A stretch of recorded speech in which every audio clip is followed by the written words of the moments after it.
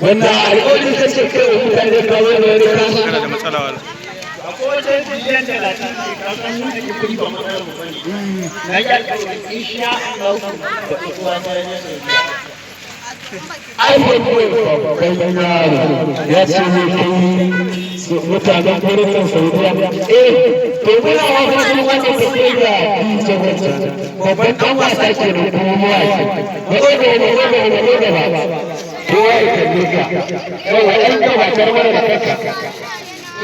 assalamu alaikum jama'a kamar yadda kuka sani suna na Yarima wanda kuka sani da Dijawar mawaƙin soyayya mawaƙin aure da ni gare a jiyar Bauchi waƙar rata ne kowa da kowa fatan alkhairi mawaƙanmu da ƴan kanalinmu da kowa da kowa ne ko ne ina fatan alkhairi Allah ka sa mu dace a yi gani ya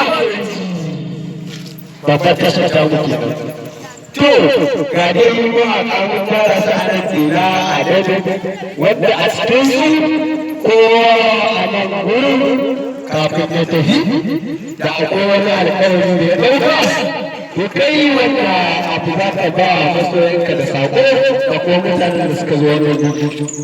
to ni dai abin da zan bada shi ne ni fata na addini kuma a sannan san da ina yi kuma a addini kuma da abin da na yi so ni kuma ina fatan ni ma na so duk mai so shi ne my people are there for me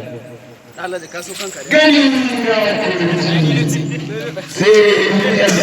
daga fata wannan masoyanka da kuma wani abu za ka ce dalilin ka zuwa ni ne masu yarawa da suka zo nan ina fatan kama da kowa ya zo lafiya Allah ya kai da hijira lafiya gani ya kurci ya iPhone boy